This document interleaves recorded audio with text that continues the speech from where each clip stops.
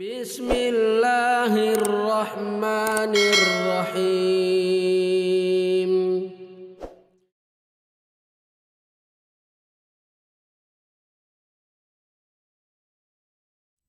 Bapak Ibu yang dimuliakan Allah Subhanahu wa taala, salat adalah ibadah yang paling dicintai oleh Allah Subhanahu wa taala dengan dalil karena salat pertama kali yang akan dihisab oleh Allah Subhanahu wa taala di hari kiamat. Sebagaimana disebutkan dalam hadis yang sahih riwayat Ahmad dan yang lainnya, Nabi SAW pernah bersabda, "Inna awwala ma yuhasabu bihil abdu min amalihi as-salah." Sesungguhnya amal pertama kali yang akan dihisab oleh Allah dari hambanya adalah salat. Apabila salatnya bagus, maka seluruh amal yang lain dianggap bagus. Dan apabila salatnya kurang, maka Allah Subhanahu wa taala akan perintahkan kepada malaikat, "Unduru hallahu min tatawwu." Coba perhatikan, apakah orang ini punya salat sunnah?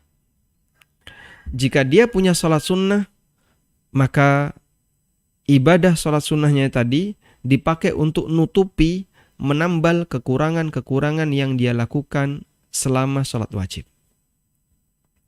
Mungkin di antara kita ada yang masih kurang syaratnya, ada kurang rukunnya, ada yang kurang sunnah-sunnahnya, wajib-wajibnya. Pelaksanaannya juga kita tinggalkan dengan sempurna.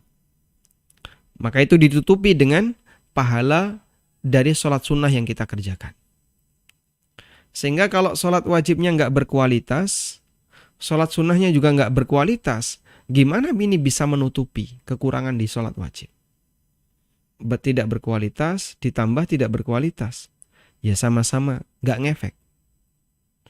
Sehingga biar memberikan pengaruh, barangkali ketika salat wajib masih ada bolong-bolong yang tidak berkualitas, tolong Anda tutupi dengan salat sunnah yang berkualitas.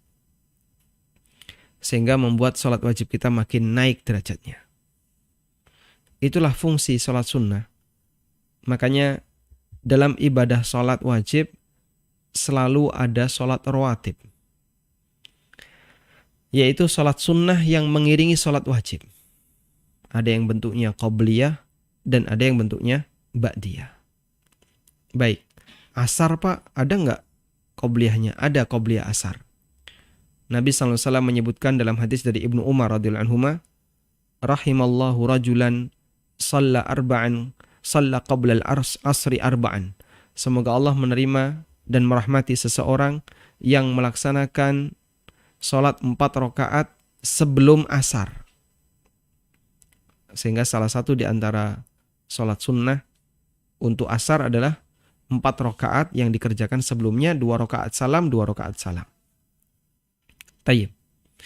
Berikutnya tentang bagaimana cara salat yang benar. Nabi SAW telah memberikan acuan kepada kita seperti yang disebutkan dalam hadis dari sahabat Malik ibn al-Huwairith radhiyallahu anhu. Malik ibn al-Huwairith bersama rombongannya datang ke Madinah untuk belajar Islam. Lalu mereka tinggal di Madinah selama beberapa waktu. Kemudian setelah dirasa cukup untuk ketemu Nabi SAW, beliau dan rombongannya balik pulang.